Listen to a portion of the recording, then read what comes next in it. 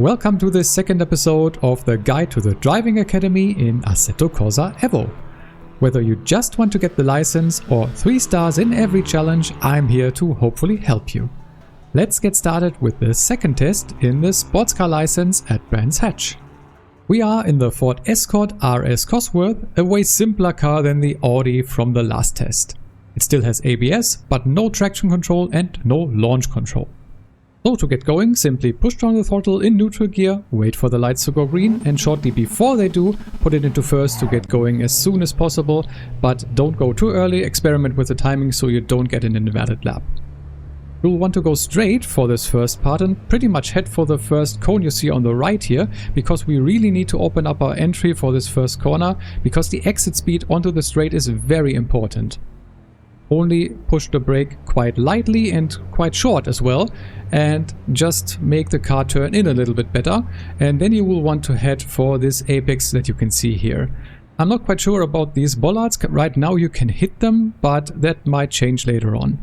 So maybe try to avoid them and pretty much carry as much speed as you can through this corner, maximizing the whole track here, and you can even go pretty much here on the side as long as you keep 2 wheels on the curb here.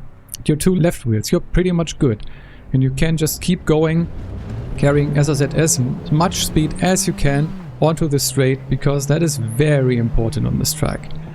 And the same goes for the next corner. You will want to look for the line that goes across the track. You can also see that marked by these cones, or look for the orange marker on the fence there where the 1 board is.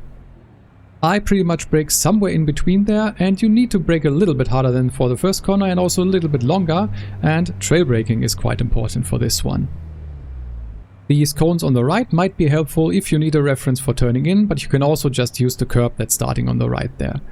Take a very late apex on this corner, as I said, by trail braking quite extensively, because we once again want to maximize our speed for this upcoming straight, and this is even more important than the first one.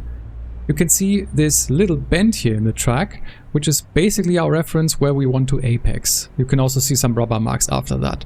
So get as close to that as possible, carry as much speed as you can, and let the car carry you out wide. Just be careful to not get an invalid lap by going off the track, but you once again can make use of all the available space, including this curb here. But pull it back onto the track before the curb ends, and basically just push down the throttle and take the shortest path now to the end of the track, because there's nothing else going on anymore. It's just straight, and it's straight for a long time, and that is why the exit out of that last corner is so important for a good lap time on this. But that is it already for this second test.